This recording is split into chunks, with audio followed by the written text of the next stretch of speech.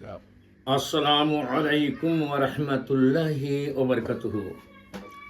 আলহামদুলিল্লাহি কাফা ওয়া সালামুন আলা ইবাদিহিল্লাযিনা ইসতাফা, আম্মা বাদ। আলহামদুলিল্লাহ নাহমাদুহু ওয়া নাস্তাঈনুহু ওয়া নাস্তাগফিরুহু ওয়া নু'মিनु বিহি ওয়া নাতাওয়াক্কালু আলাইহি ونعوذ بالله من شرور أنفسنا ومن سيئات أعمالنا.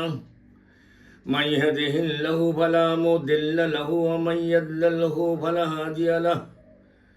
ونشهد أن لا إله إلا الله وحده لا شريك له. ونشهد أن سيدنا ونبينا وشفيعنا ومولانا محمد صلى الله تعالى عليه وآله وصحبه بارك وسلم الذي أرسله بالحق بشيرا ونذيرا وداعيا إلى الله بإذنه وسراجا منيرا. فقد قال الله تعالى في كلامه المجيد وفي الفرقانه الحميد: أعوذ بالله من الشيطان الرجيم. بسم الله الرحمن الرحيم. قل إن كنتم تحبون الله فاتبعوني يحببكم الله ويغفر لكم ذنوبكم والله غفور رحيم. آمنت بالله صدق الله المولانا العلي العظيم. وقال الله تعالى في آيات الأخرى: بسم الله الرحمن الرحيم. إن الله وملائكته يصلون على النبي يا أيها الذين آمنوا صلوا عليه وسلموا تسليما. اللهم صل على سيدنا مولانا محمد وعلى آل سيدنا مولانا محمد. होना ये फूल तो बुलबुल का तरन्नुम भी न हो, चमने दहर में कलियों का तबस्सुम भी न हो. बलंगल उला भी कमालिही कशफत दुजा बेजमालिही हसनत जमीओ खिसालिही सल्लु अलैहि व आलिही. नसीमा जानबे बतहा गुजर कुन जाए अलम मुहम्मद रा खबर कुन. बलंगल उला भी कमालिही कशफत दुजा बेजमालिही हसनत जमीओ खिसालिही सल्लु अलैहि व आलिही. শেখ সাদী রহমাতুল্লাহ রচিত ওই শের পড়লাম। এর মানেটা হলো এই: সর্বোচ্চ শিখরে তিনি নিজ মহিমায়, কাটিল তিমির তারে নূরের আভায়। চরিত্র মাধুরী তাহার অতি মনোরম, তারপরে তার বংশ পরে হাজারো সালাম। সাল্লাল্লাহু আলা মুহাম্মদ, সাল্লাল্লাহু আলা মুহাম্মদ, সাল্লাল্লাহু আলা মুহাম্মদ, সাল্লাল্লাহু আলাইহি ওয়াসাল্লাম. खून से रंगाया तूने दस्ते करबाला, खून से रंगाया तूने दस्ते करबाला, ओहुद को रंगाया तूने खूने हंजाला. सल्लल्लाहु अला मुहम्मद, सल्लल्लाहु अला मुहम्मद, सल्लल्लाहु अला मुहम्मद, सल्लल्लाहु अलैहि ওয়াসাল্লাম। আম্মা বাদ। মহান আল্লাহ জানার লাখ লাখ শুকরিয়া আদায় করছি। আমার সঙ্গে আপনারা পাঠ করুন আল্লাহ রব্বুল আলামিন প্রশংসামূলক আল্লাহ রাব্বুল আলামিনের কালামুল শরীফের একটা কথা আপনারা সবাই জানেন, সেটা হলো এই যে আলহামদুলিল্লাহি রাব্বিল আলামিন।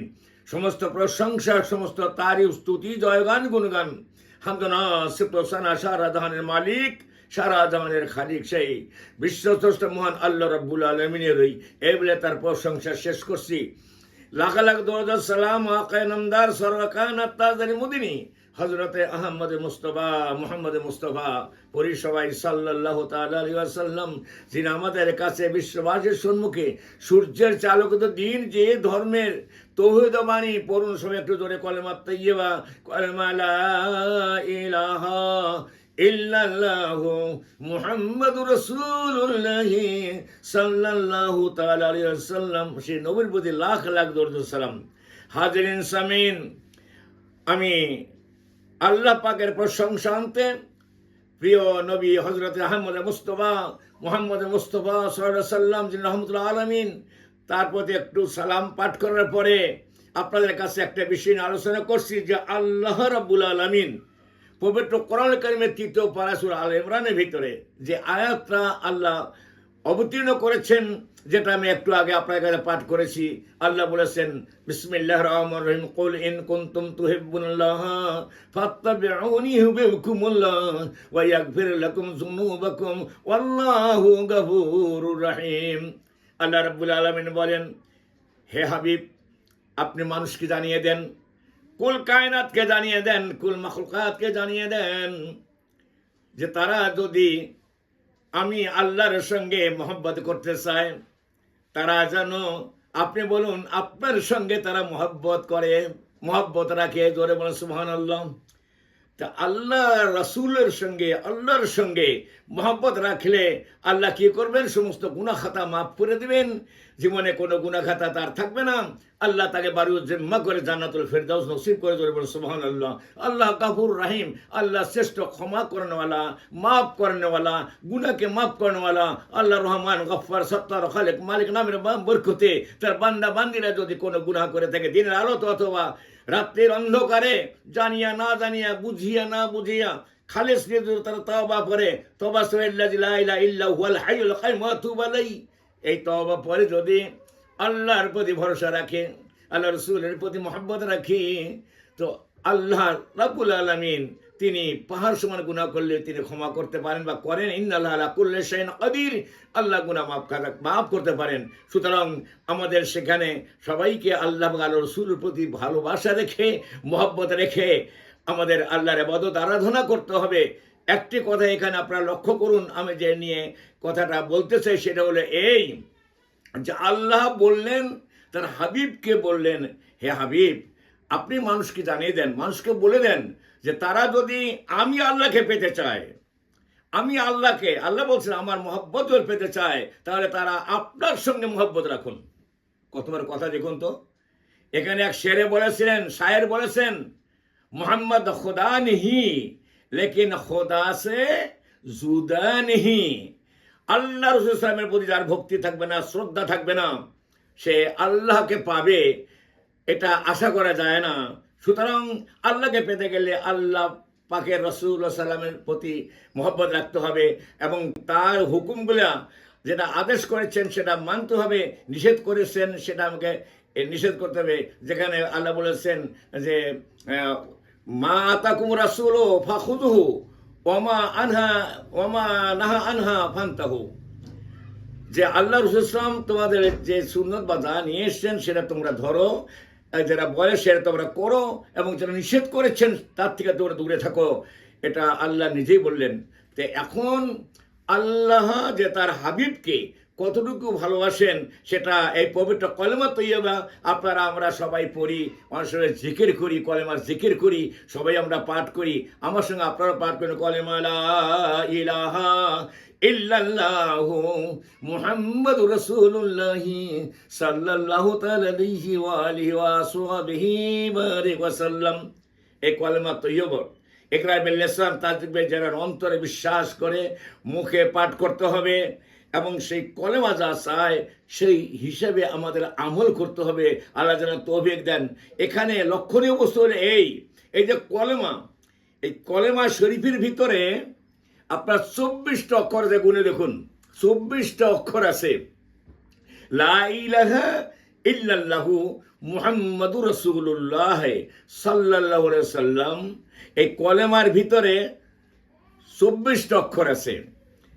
এই 24টা অক্ষর যদি কেউ একবার পাঠ করলো কোনো মুসলমান নর এবং নারী ইমানের সহিত ইখলাসের সহিত, তো আল্লাহ এক একটা অক্ষরের পরিবর্তে 10টা করে মানে আল্লাহ মাফ করবেন, আমল নামাতে 10টা করে নেকি লিখে নেবেন। যে মান জা বিল হাসানাতে ফালাহু আশারু আমসালাহা, যে আল্লাহ রাস্তায় একটা নেকি করে আল্লাহ তার 10 গুণ সওয়াব দিয়া দেন।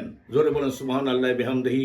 সুতরাং এই যে কলেমা, এই কলেমার সঙ্গে লা ইলাহা ইল্লাল্লাহ, তারপরে মুহাম্মদ রাসূলুল্লাহ সাল্লাল্লাহু আলাইহি ওয়াসাল্লাম, কলেমার দুইটা ভাগ, দেখো দুইটা ভাগ। একটা হলো লা ইলাহা ইল্লাল্লাহ, মানে আল্লাহ ছাড়া কোনো মাবুদ নেই, আল্লাহ ছাড়া কোনো উপাস্য প্রভু নেই, আল্লাহ ছাড়া কোনো স্রষ্টা নেই। তে এই লা ইলাহা ইল্লাল্লাহর ভিতরে দেখবেন 12টা অক্ষর আছে। আবার মুহাম্মদুর রাসূলুল্লাহ সাল্লাল্লাহু আলাইহি সাল্লাম, এই মুহাম্মদ রাসূলের ভিতরে দেখেন 12টা অক্ষর আছে।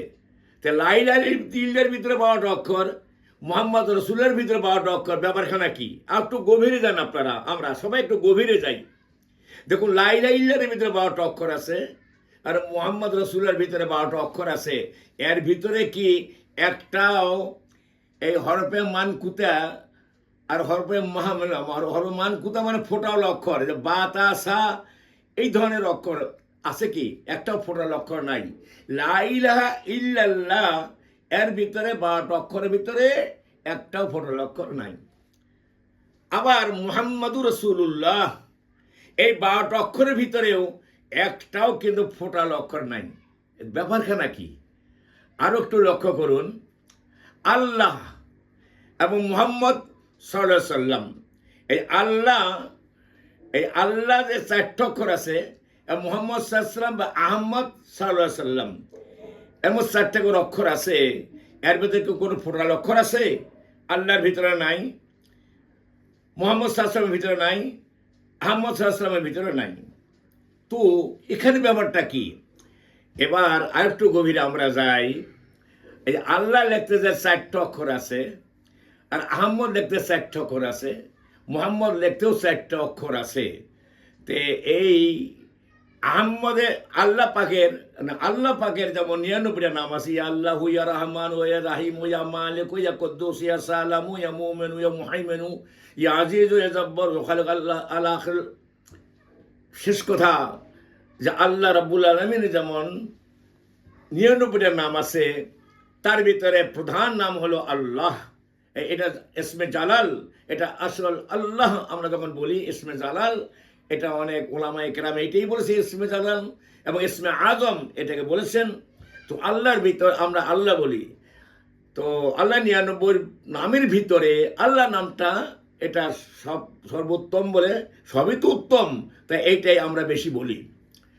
আর আমাদের নবী মুহাম্মদ সাল্লাল্লাহু আলাইহি ওয়াসাল্লামের 99টা নাম আছে, তার ভিতরে যেমন আহমদে মোস্তফা, মুহাম্মদে মোস্তফা পুরি সাল্লাল্লাহু আলাইহি সাল্লাম। তে আহমদ কোথায়, মুহাম্মদ কোথায়, এটা আমরা একটু শুনি, ভালো করে জানি এবং বুঝি।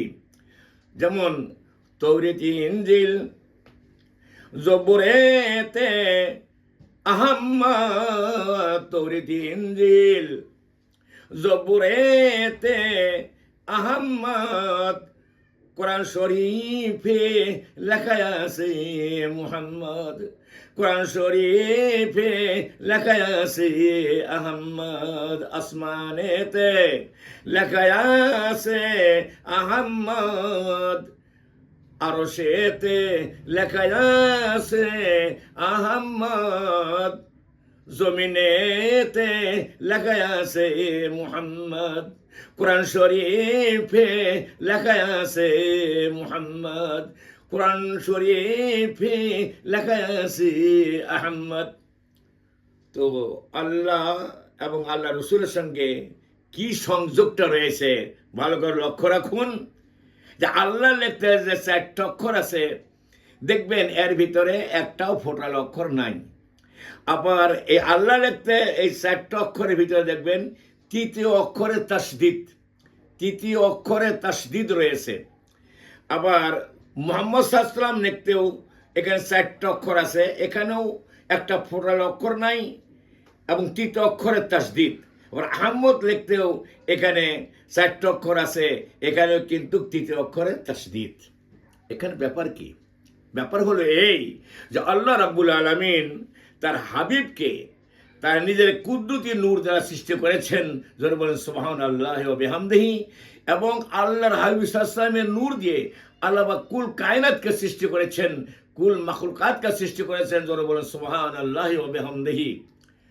তো সেই নবী, সেই রসুল, সেই মুহাম্মদ সাল্লাল্লাহু আলাইহি ওয়াসাল্লাম আমাদের নবী বা রসুল, তার মধ্যে আমাদের ভক্তি থাকতে হবে, শ্রদ্ধা থাকতে হবে, এবং তার আনিত দিন ধর্ম যেটা, সেই ইসলাম ধর্মের প্রতি আমাদের অটুট থাকতে হবে। এবং তার আনিত ইসলামের যে 5টা ভিত্তি কলেমা, নামাজ, হজ, যাকাত রয়েছে, সেগুলো আমাদের যথাযথ আমাদের কি করতে হবে? সেগুলো আমল করতে হবে, প্রতিপালন করতে হবে। এবং আল্লাহ রাসূল সাল্লাল্লাহু আলাইহি ওয়াসাল্লামের যে সময় সুন্নত নিয়ে এসেছেন, সেই সুন্নতগুলোকে আমাদের আপাদ মস্তক তথা আমাদের লেবাস, পোশাক পরিচ্ছদ এবং খাওয়া দাওয়া, উঠা বসা, চলাফেরার ভিতরে সবসময় আল্লাহ রাসূল সাল্লাল্লাহু আলাইহি ওয়াসাল্লামের সুন্নত আমরা যেন কায়েম করতে পারি, এবং আমাদের কায়েম করা খুব প্রয়োজন। এবং আল্লাহ যেন আমাদের কায়েম করার তৌফিক দেন, ইনশাআল্লাহ আল্লাহ যেন তৌফিক দেন। কারণ একটা সুন্নত যদি কেউ জিন্দা করে, আল্লাহর হাবিব সাল্লাল্লাহু আলাইহি ওয়াসাল্লাম বলছেন যে আমার সুন্নত, মান আহাব্বা সুন্নতি ফাকাদ আহাব্বানি ওমান আহাব্বানি কানা মাই ফিল জান্নাহ। যে ব্যক্তি আমার সুন্নতকে ভালোবাসলো, সে আমাকে ভালোবাসলো, এবং আমাকে ভালোবাসলো, সে যেন আমার সঙ্গে জান্নাতে ফেরদৌসে একসঙ্গে বসবাস করবে। জোরে বলুন সুবহানাল্লাহি ওয়া বিহামদিহি। তো সুতরাং আল্লাহ রাসূল সাল্লাল্লাহু আলাইহি ওয়াসাল্লামের সুন্নতগুলো আমাদের মানতে হবে, এবং তার আনিত দিনকে মানতে হবে, ঠিক মতো চলতে হবে। আর আল্লাহ রাসূল সাল্লাল্লাহু আলাইহি ওয়াসাল্লাম যে কলেমাটা নিয়ে আসছেন, এই কলেমার এত মাহাত্ম্য। আমি একটা কথা আপনাদের বলি, আপনারা নিশ্চয়ই জানেন, এই ওই অল্প পরিসরে কোনো বক্তব্য রাখা যায় না, কথাও বলা যায়, খুব সংক্ষেপে কথা আমি রাখছি। নূহ আলাইহিস সালাম নৌকা তৈরি করলেন বাঁচার জন্য, ঠিক কিনা? বাঁচার জন্য নৌকা তৈরি করছেন। তো সেই নৌকা ভিতরে কতগুলো তক্তা ছিল, মতভেদ রয়েছে, যদিও সেখানে কেউ বলছে 1,24,000, মতান্তরে 2,24,000 তক্তা ছিল। আল্লাহ রাব্বুল জিবরাইল আলাইহিস সালামকে বলছেন, হে জিবরাইল, তুমি ওই তক্তার ভিতরে প্রত্যেকটা তক্তাতে কলেমা লিখে দাও। তে কলেমা লিখলেন, কলেমা লা ইলাহা ইল্লাল্লাহ, লা ইলাহা ইল্লাল্লাহ। 1,24,000 একই কম কলেমা লেখা হলো তক্তাগুলোতে। কিন্তু শেষ তক্তা যেটা, গলুই তক্তা যেটা রয়েছে সমানে, সেটাতে আল্লাহ লিখতে বলছেন, তে ওখানে লেখো কলেমা লা ইলাহা ইল্লাল্লাহু মুহাম্মাদুর রাসূলুল্লাহ সাল্লাল্লাহু তাআলা আলাইহি ওয়াসাল্লাম লিখতে বললেন। জিবরিল ফেরেশতা বলছে, ইয়া আল্লাহ, এটা কেমন তোর কথা? সব তক্তাতে লা ইলাহা ইল্লাল্লাহ, আর এই তক্তাতে লিখতে বলছে লা ইলাহা ইল্লাল্লাহু মুহাম্মাদুর রাসূলুল্লাহ সাল্লাল্লাহু আলাইহি ওয়াসাল্লাম। কেন লিখতে বলছেন? আল্লাহ বলছেন, আমি যে বিপদ দেব, যে তুফান দেব, যে বন্যা দেব, সে যত বড় বন্যা হবে, যত সাগরের মতো বড় বড় পাহাড়ের মতো ঢেউ উঠবে সাগরে, তার ভিতরে এই জাহাজ আমি আল্লাহ বাঁচিয়ে দেব একটা ওসিলাতে। সেই ওসিলাটা হলো আমার প্রিয় হাবিব হযরত মুহাম্মদ মুস্তাফা সাল্লাল্লাহু আলাইহি সাল্লাম। সুতরাং তার নাম এই কলেমার সঙ্গে লিখতে বলছি, যার আমি আল্লাহ তার ওসিলাতে ভীষণ বিপদ থেকে আমি সবাইকে, এই জাহাজটাকে রক্ষা করব, এবং আল্লাহর এই বান্দা বান্দি যারা আছে বা আল্লাহ মাখলুক যারা জাহাজ আছে, তাদের আমি আল্লাহ রক্ষা করব। এবার চিন্তা করুন, তাহলে আল্লাহ রাব্বুল আলামিন তার হাবিবকে কত ভালোবাসেন, কত ভালোবাসেন। আল্লাহ রাসূল ইসলাম বসে আছেন তার কলিজার টুকরা ফাতেমা রাদিয়াল্লাহু আনহাকে সঙ্গে নিয়ে। হযরত জিবরাইল সাল্লাম মানুষ আকারে আসছেন, এটা সালাম দিয়েছেন। সালাম দেওয়ার পরে বলছেন, আল্লাহ রাব্বুল আলামিন আপনাকে সালাম দিয়েছেন। আল্লাহ হাবিব সাল্লাল্লাহু আলাইহি ওয়াসাল্লাম সালামের জবাব দিলেন। ফাতেমা রাদিয়াল্লাহু আনহা ছোট মেয়ে, বাচ্চা মেয়ে, তে বারবার বলছে, আব্বা ইনি কি, ইনি কে হয়? এটা একটা বাচ্চাদের স্বভাব, যে কেউ আগন্তুক কেউ আসলে বাচ্চারা জিজ্ঞাসা করে ইনি কি হয়, কোনো আত্মীয় হয়, কে হয়, জিজ্ঞাসা করে আব্বা ইনি কে? তাহলে বলছেন, ইনি হলেন তোমার ছোট চাচা, ছোট চাচা। এই কথা শুনে জিবরাইল সাল্লাম একটু মনটা খারাপ করলেন। খারাপ করার পরে বলছে, হে আল্লাহ রসুল, হে হাবিব, আল্লাহর হাবিব, মনে হয় একটু ভুল হয়ে গেল, বেয়াদবি মাফ করবেন, একটা ভুল হয়ে গেল। যে কিসের ভুল ভাই জিবরাইল? ভুল এই যে আমি তো ফাতেমা জোহরার ছোট চাচা নই, আমি তো ফাতেমা জোহরার বড় চাচা। তা আল্লাহ রসুল সাল্লাম বললেন, আপনি বড় চাচা হলেন কেমনে, কিভাবে হলেন? তো জিবরাইল সাল্লাম বললেন, হুজুর বেয়াদবি মাফ করবেন, আপনার জন্ম আগে হয়েছে না আমার জন্ম আগে হয়েছে? আল্লাহ আমাকে আগে সৃষ্টি করছেন না আপনাকে সৃষ্টি করেছেন? তো আল্লাহর হাবিব সাহেব বলে, হ্যাঁ আল্লাহ তো আপনাকে সৃষ্টি করেছেন, হ্যাঁ, তবে আপনার বয়স কত? জিবরাইল সাহেব বলছেন, আমার যে কত বছর বয়স, 100 বছর, 200 বছর, 1000 বছর, লাখ বছর বলে আমি আমার বয়সে হিসাব দিতে পারবো না। তো হে আল্লাহর হাবিব, আমার একটা কথা মনে আছে, আমি যখন আল্লাহ আমাকে সৃষ্টি করলেন, আমি যখন আসমানের দিকে নজর করলাম, তোর আরশের নিচে আমি একটা মস্ত জ্যোতিষ্ক দেখেছি, একটা তারকা দেখেছি, উজ্জ্বল তারকা বা জ্যোতিষ্ক। সেটা আমি আমার জীবনে একবার দেখেছি, মাঝখানে 70,000 বছর দেখিনি, আবার 70,000 বছর পরে দেখেছি, আবার মাঝখানে 70,000 বছর দেখিনি। এইভাবে সেই নক্ষত্রটা বা সেই জ্যোতিষ্ককে আমি আমার জীবনে 72,000 বার দেখেছি। জোরে বলুন সুবহানাল্লাহি ওয়া বিহামদিহি। তাহলে কত বছর হলো? তো আল্লাহ বলছেন, হাই হাই, এত বছর আমার বয়স, তাতে তো দেখা যাচ্ছে যে ফাতেমা জোহরার বড় চাচা না, একেবারে জ্যাঠো জ্যাঠো, এটা আপনার বয়স এত। তবে জেনে রাখুন, হে জিবরাইল, ওই আরশের নিচে সে জ্যোতিষ্কটা একবার দেখার পরে মাঝখানে 70,000 বছর দেখেননি, আবার 70,000 বছর পরে একবার দেখেছেন। ওটা আর কেউ ছিল না, ওই জ্যোতিষ্ক ছিলাম আমি, নবী মুহাম্মদুর রাসূলুল্লাহ সাল্লাল্লাহু আলাইহি ওয়াসাল্লাম। জোরে বলুন সুবহানাল্লাহ বলুন। তো আমি আনা জু জোবাতাইন মায়ের দো জবে হনে ওয়ালা মেসে হুঁ, আমি 2বার জব হইতেছিলাম, কুরবানি হইতেছিলাম। কেমন করে শুনুন। একবার সেই হযরতে ইব্রাহিম আলাইহিস সালাম যখন ইসমাঈল সালামকে কুরবানি করতে নিয়ে যায়, ওই ইসমাঈলের ভিতরে আমি ছিলাম। কেমন করে ছিলাম? আবার একবার ছিলাম যখন আমার আব্বা আব্দুল্লাহ আমাকে কুরবানি করতে নিয়ে যায়, আল্লাহ আমাকে বাঁচিয়ে দিলেন। বিরাট ইতিহাস।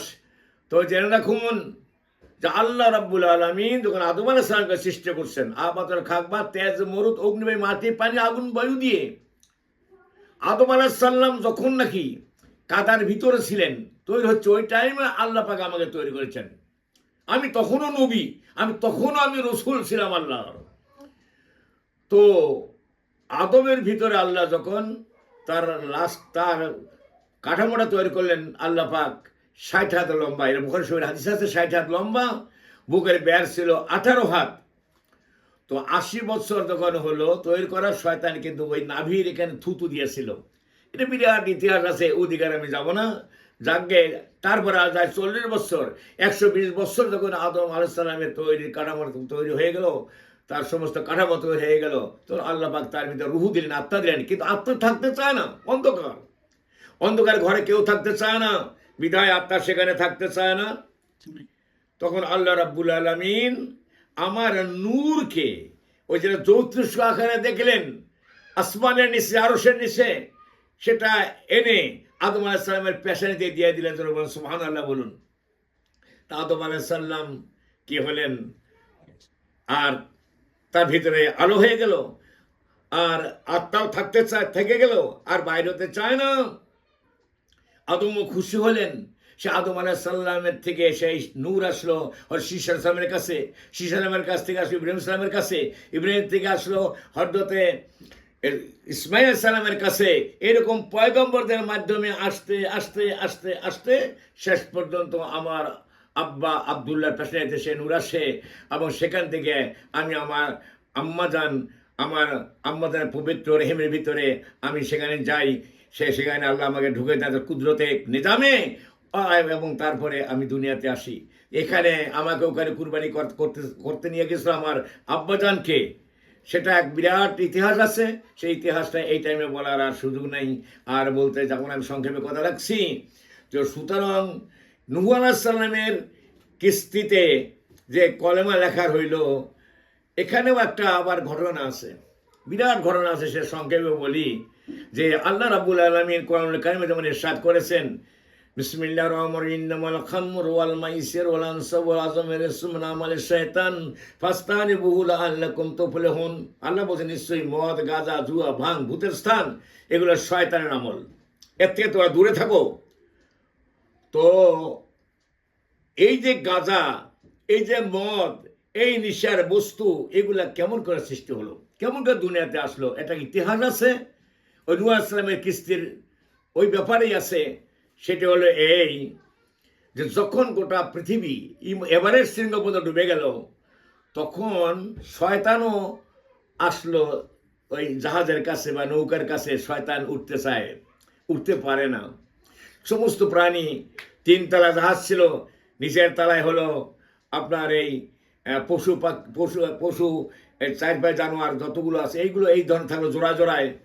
মাঝখানের তলায় থাকলো মানুষ, ইমানদারের লোকেরা, আর উপরের তলায় থাকলো পশু পাখি।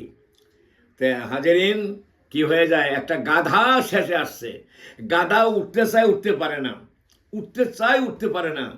হযরত নূহ আলাইহিস সালাম গাধাকে টান দিচ্ছে, কান ধরে টান দিচ্ছে। তো টান দিয়ে তাও উঠছে না গাধা, 2টা পা উঠে দিয়ে আবার নামিয়ে যায়। টান দিয়ে শেষে বলছে, এই শয়তান ওঠ, এই কথা বলেছেন। কিন্তু এদিকে শয়তান যে গাধার লেজ ধরেছিল, নূহ আলাইহিস সালাম সেটা জানে না। গাধা উঠলো, শয়তানও জাহাজ উঠে গেছে। যখন শয়তান জাহাজ উঠে গেল, শয়তান তো উঠে গেছে, নূহ আলাইহিস সালাম শয়তানকে দিয়েছে, এই শয়তান তুই এখানে কেন, তুই জাহাজে কেন, নাম এখান থেকে, জাহাজ থেকে। কয় না, আমি কেমন কেন নামবো, আপনি তো আমাকে জাহাজে উঠতে বললেন, আমি কেমন করে তোমাকে উঠতে বললাম। যখন একটা গাধা আপনি টানছেন, উঠছে না, কান ধরে টানতেছেন, উঠছে না, তারপর রাগ করে যখন বললেন, এই শয়তান ওঠ, তা আমি তো ওর লেজ ধরেছিলাম, এই জন্য গাধা উঠতে পারছে না। তখন আপনি বললেন শয়তান ওঠ, তখন গাধা উঠতে পারলো, আমি উঠতে পারলাম, আমি উঠছি। তখন আল্লাহ বলছেন, নূহ, শয়তান যখন উঠছে, আশ্রয় নিছে, ও বলছে, শয়তানও বলছে, আশ্রয়দাতা আশ্রয় যিনি চায় তাকে আশ্রয় দিতে হয়, সুতরাং আমাকে তারাই দিবেন না, রাখেন। আল্লাহ বলছে এদিকে, হে নূহ, শয়তানকে থাকতে দাও। নূহ আলাইহিস সালাম বলে, শয়তান খবরদার, এখানে কিন্তু শয়তানি করতে পারবি না, চুপচাপ থাকবি, ভালো ভালো থাকবে এখানে। শয়তান, হ্যাঁ ঠিক আছে, আমি কোনো কিছু করবো না, আমি ভালোভাবেই থাকবো, কোনো অন্যায় অবিচার কিছুই আমি করবো না। দেখেন, এটা যার অভ্যাস, যেটা সেটাকে যায়, কাকের হলো বংশের 10 ময়লা সারা খাবে না, চাতক পাখির জান যাবে তো নদীর পানি খাবে না, যার বীর্যে যেই না পয়দা সেই না নামও ধরে, খায় না কেন বাঘের দুধ হুক্কা হুয়া করে। ঠিক কি না? যেটা আম গাছে তেঁতুল ধরে না, তেঁতুল গাছে কোনদিন আম ফলবে না, ফলবে। সুতরাং শয়তান তার শয়তানি বুদ্ধি তো থাকবেই। শয়তান করলো কি জানেন? শয়তান এবার যাইয়া এই যে শুয়োরের 2টা শুয়োর উঠেছে, এই শুয়োরের মাথায় হাত বোলাই দিল। এটা আল্লাহর কুদরত দেখুন। যেমন স্বামীরই গরুর ভিতরে জিবরাইল সালামের ঘোড়ার পায়ের মাটি ঢুকাই দিল, আর বাছুর ডাকে, ওই মুসা আলাইহিস সালাম যখন কবুতর ছিল, এখানে এরকম হলো। যখন শয়তান ওই শুয়োরের মাথায় হাত বুলিয়ে দিল, সঙ্গে সঙ্গে ইঁদুরের জন্ম হলো। দেখে ইঁদুর দেখবেন ঠিক শুয়োরের মতো দেখা যায়। আর ইঁদুরের কাজ কি, সে ওই ঘুরবে। তো ইঁদুর এখন যে জাহাজের তলা কাটা আরম্ভ করলো। অনেকের বাড়ি দেখবেন পাকাও ইঁদুরে কেটে ফেলে, কাঠগুলো কেটে ফেলে কাটা আরম্ভ করে দিল। তখন এখন উপায়, নূহ আলাইহিস সালাম বলছেন যে, হে আল্লাহ, এখন কি করা যায়, শয়তানকে রাখতে বললেন, এই শয়তান রাখলাম, এতে এই কাজ করে ফেললো, আপনি তো সবই জানেন, তো কি করা যায়। আল্লাহ বলে, হে নূহ, তুমি এইবার বিসমিল্লাহ বলে বাঘের মাথায় হাত দাও। তো বাঘের মাথায় হাত দিচ্ছেন নূহ আলাইহিস সালাম। আল্লাহর কুদরতে বিড়ালের জন্ম হয়ে গেল। সুবহানাল্লাহ, এটা কাজ হলো আপনার থেকে বলছি আমি। এবার বিড়ালের জন্ম হয়ে গেল। তো বিড়ালের কাজ কি? ইঁদুর মারা। আর বিড়ালও দেখবেন ঠিক বাঘের মতোই দেখা যায়। এই জন্য বিড়ালকে বলা হয় বাঘের মাসি, এটা বলা হয়। তো যাকগে, যখন বন্যা শেষ হয়ে গেল, নূহ আলাইহিস সালামের কিস্তি সেই সিরিয়ার জুদি পাহাড়ের কাছে থেমে গেল। তো নূহ আলাইহিস সালাম এবং তার অনুসারী যারা উম্মত যারা তারাও নামলেন, আর জীবজন্তু সবাই নামলো। সব যত বীজ ছিল, চারা ছিল, সব জোড়া জোড়া উঠে সবগুলো নামানো হলো। এখানে একটা জিনিস আপনারা লক্ষ্য রাখবেন যে পৃথিবীতে প্রত্যেকটা জিনিসের জোড়া আছে। পিঁপড়ে থেকে আরম্ভ করিয়া গাছপালা, ফুল ফল যা কিছু সবারই জোড়া আছে। এটা আমরা ধান খাই, ধানেরও জোড়া আছে, নয় ধান ফলবেও না। এটা বিরাট বৈজ্ঞানিক কথা আছে, এখানে হাদিসের কথাও আছে, আমি ওদিকে যাবো না, বিরাট ব্যাখ্যা এর ভিতরে আছে। যাকে এবার সব পাওয়া গেল, কিন্তু পাওয়া যায় না একমাত্র আঙ্গুরের সেই চারা পাওয়া যাচ্ছে না। তা আঙ্গুরের চারা পাওয়া যায় না, আঙ্গুর চারা কোথায় খুঁজতেছে, মুনফার চারা খুঁজতে খুঁজতে পায় না। আবার শয়তানকে দেয়, শয়তান মনে হয় আঙ্গুরের চারা তুই গোপন করছিস। এবার শয়তান বলছে, হ্যাঁ জি হুজুর, আঙ্গুরের চারা আমার কাছে আছে। দে, আমি দিতে পারি, একটা শর্ত আছে। কি শর্ত? সেটা শর্ত হলে এই, আঙ্গুরের চারা পোতানো হবে, আর সেটা পোতানোর পরে, গাড়ার পরে ওই চারার গাছের গোড়াতে আপনি দিবেন 1 দিন পানি, আর আমি দেবো 3 দিন পানি। তো নূহ আলাইহিস সালাম ওর তো ভালোই হলো, আমার পরিশ্রম করে তো আমি 1 দিন দেবো, ও দিবে 3 দিন দিবে, ঠিক আছে।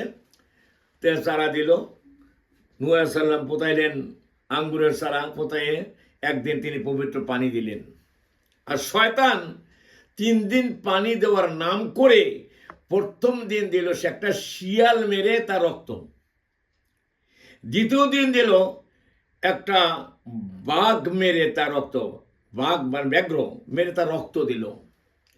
তৃতীয় দিন পানি দেওয়ার বদলে দিল একটা শুয়োর মেরে তার রক্ত দিল।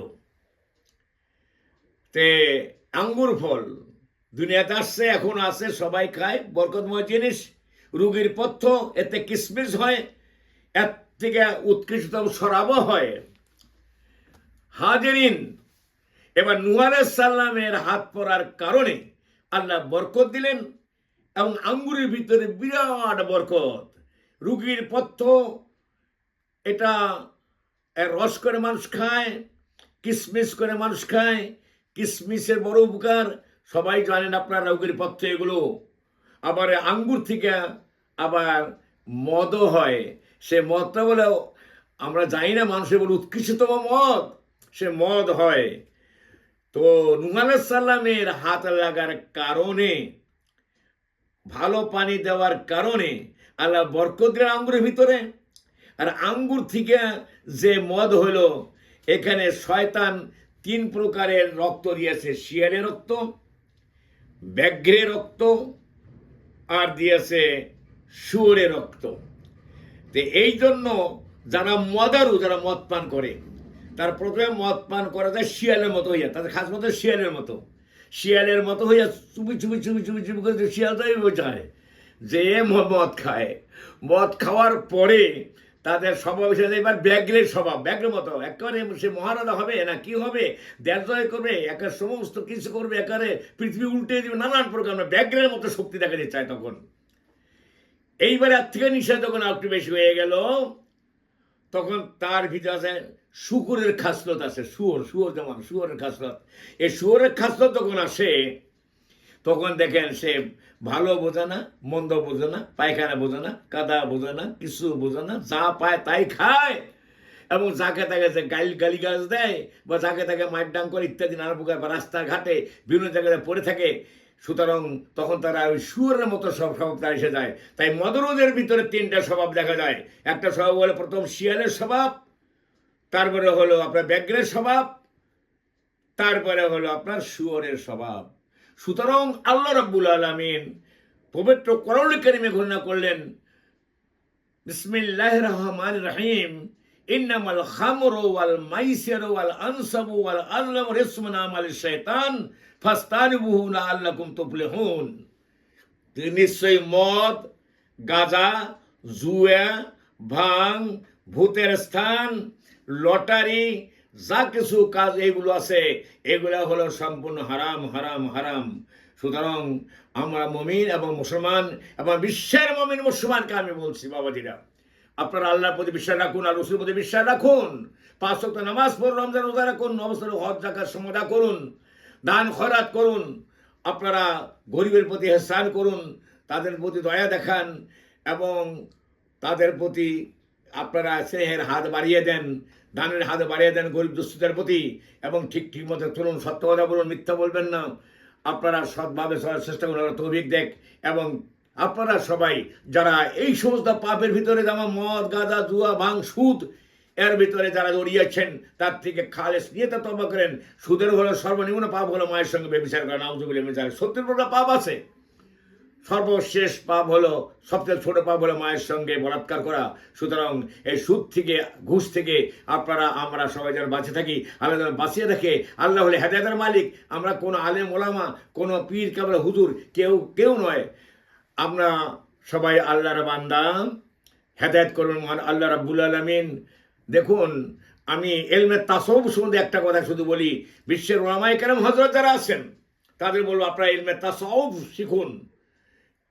মারফত তত্ত্ব এটা আপনাদের জানতে হবে, দেহতত্ত্ব জানতে হবে, এবং বেশি করে জিকির আজকার তাসবিহ তাহলিল করতে হবে। খালি নামাজ পড়লে খেলে হবে না। নামাজ যেমন পড়বেন, 5 ওয়াক্ত তসবিহ তাহলিল করবেন, জিকির আজকার করবেন। আল্লাহ যেন সৎভাবে আপনাদের আমাদের সবাইকে চলার তৌফিক দেন। আল্লাহ যেন হেদায়েতের মালিক, আল্লাহ যেন আপনাদের আমাদের সবাইকে হেদায়েত করেন। আল্লাহ রাব্বুল আলামিন যেন আপনাদের সৎভাবে চলার তৌফিক দেন এবং আমাকেও দেন। আর অনুরোধ থাকলো, যারা এই গুনাহগারের এই সংযম ভিডিও যারা দেখছেন, তারা সাবস্ক্রাইব করে দেখাই দিবেন, তারা একটু করবেন, সেটা প্রচারের একটু চেষ্টা করবেন, যাতে আপনার দেখা দেখি আরও যারা দেখবে তারাও আমল করার চেষ্টা করবে। আর আমল से बनते जिंदगी जन्नत भी जहन्नम भी, या खा के अपने भेतत में ना नूरी है ना नारी है। আমলের দ্বারা মানুষের জীবন গঠিত হয়, আমলের দ্বারাই মানুষ বেহেশতে যাবে, আমলের দ্বারাই মানুষ আবার দোজখে যাবে। আমি গুনাহগারের মানুষ, আমাকে আপনারা সবাই জানেন, আমি খাকসার গুনেগার। আমাকে সবাই আলহাজ এম আসগার হোসেন নুরি সাহেব বলে সবাই। এবং আমি জৌনপুরি পীর সাহেবের খলিফা। আমি জৌনপুরে পীর কেবলা হুজুর যারা আছেন তাদের সিলসিলার, এবং কেরামতের জৌনপুরি যিনি রংপুরে কেরামতের মধ্যে শুয়েছেন, সেই সিলসিলার আমি ওনাদেরই খলিফা। আমি মানুষকে সৎপথের আদেশ এবং অসৎপথ থেকে মানুষ ফিরানোর জন্য কথাগুলো বিভিন্ন জায়গায় রাখি। আল্লাহ যেন দোয়া রাখবেন, আল্লাহ যেন আপনাদের হায়াত দারাজ করেন, আমারও হায়াত দারাজ করেন, এবং আমরা সবাই ঈমান নিয়ে এবং কলেমা তয়্যিবা লা ইলাহা ইল্লাল্লাহু মুহাম্মাদুর রাসূলুল্লাহ সাল্লাল্লাহু আলাইহি কলেমা পড়ে যেন মরে যেতে পারবে, আল্লাহ আমিন। এই বলে দেশ বিদেশ বা বিভিন্ন জায়গায় যারা আছেন সবাইকে আন্তরিক ধন্যবাদ, শুভেচ্ছা জ্ঞাপন করে ভুল ভ্রান্তি যদি হয়ে থাকে এর ভিতরে আপনারা নিজগুলো ক্ষমা করবেন। সবার কাছে ক্ষমা চেয়ে আমি সংক্ষিপ্ত বক্তব্য এখানে শেষ করছি। ওয়ামা আলাইহিল বালাগ। আসসালামু আলাইকুম ওয়া রাহমাতুল্লাহি ওয়া বারাকাতুহু। ওয়ামা তাওফীক ইল্লা বিল্লাহ।